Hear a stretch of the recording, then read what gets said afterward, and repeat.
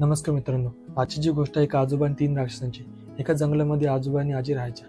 काही दिवसांनी त्या जंगलामध्ये 3 राक्षस राहायला येतात आणि सगळं जंगल आपल्याच मालकीचं आहे असं त्यांना वाटतं आणि जंगलभर फिरणारा आजोबा त्यांना अजिबात आवडत नसे. एके दिवशी तिन्ही राक्षसांनी ठरवलं की आपण आजोबांना जंगलातून पिटाळून काढायचं. तर त्यातला एक राक्षस आजोबाकडे जातो आणि त्यांना झुंज करण्याचं आव्हान देतो. हे ऐकून आजोबा ती झुंज स्वीकारतात, पण आधी एक शर्त ठेवतात की माझ्याशी लढण्याच्या आधी तुला माझ्या भावाशी लढावे लागेल. असं म्हणून आजोबा त्या राक्षसाला एका काळोखाच्या गुफेत घेऊन जातो.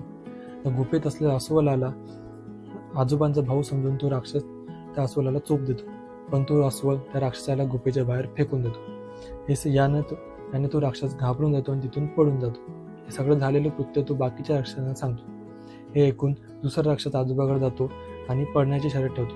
जो पण जिंकेल तो जंगलात राहील अशी शर्यत ठेवतो. हे सगळं ऐकून आजोबा ती शर्यत स्वीकारतात, पण आधी एक शर्यत ठेवतात की माझ्याशी पळण्याची शर्यत लावायच्या आधी तुला माझ्या मुलाशी शर्यत लावायला लागेल. असे म्हणून आजोबा त्या राक्षसाला एका झुडुपात घेऊन जातो. झुडुपात असतो एक लपलेला ससा. त्या लपलेल्या सस्याला आजोबा लाठी मारतो आणि तो ससा उडी मारत झुडपामध्ये इकडे तिकडे धावत असतो. हे बघून राक्षसाला काहीच समजेना. तो एकदम दमून जातो, थकून जातो आणि त्याच्याकडून पळणं अशक्य होतं. तो कसा तरी तिथून राक्षस निघून जातो आणि सगळं झालेलं कृत्य बाकीच्या राक्षसांना सांगतो.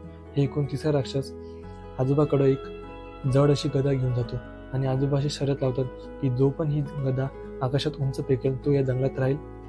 हे ऐकून आजोबा ती शर्यत स्वीकारतात. मग तो राक्षस ती गदा आकाशात अशी उंच अशी फेकतो. अशी ती गदा खाली येऊन पडते. ती गदा ती आजोबाकडे देतात. आजोबा फक्त त्या गद्याला हात लावून आकाशाकडे बघत राहतात. हे बघून राक्षस त्या आजोबांना म्हणतो, तू का नाही फेकत? तर त्यावर आजोबा म्हणतात, मागच्याच वर्षी मी अशी एक गदा आकाशात फेकली होती, त्यामुळे आकाशात एक छिद्र झालेलं आहे. जर हे फक्त ढगांमुळे दिसत नाही. थोड्या वेळ थांब, हे ढगत जाईल, त्यानंतर मी तुझी गदा फेकेन. नाहीतर असं होईल की अजून एक छिद्र आकाशात होऊन जाईल. हे सगळं ऐकून तो राक्षस घाबरून जातो. म्हणतो की ही गदा आमच्या पुश्तैनी गदा आहे. ही गदा आमच्याकडे पिढ्यांपासून ठेवलेली आहे. जर तू ही गदा फेकून दिली तर अशी गदा दुसरी मिळणं अशक्य आहे.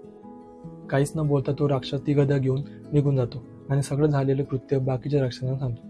तर तिन्ही राक्षस मिळून ठरवतात कशाला आजोबाच्या नादी लागावं, आपणच कोणतं तरी दुसरं जंगल बघावं. असं म्हणून ते तिघही जंगल सोडून निघून जातात. तर अशी होती आजोबा आणि 3 राक्षसांची गोष्ट. जर गोष्ट आवडली असेल तर लाईक करा. डन.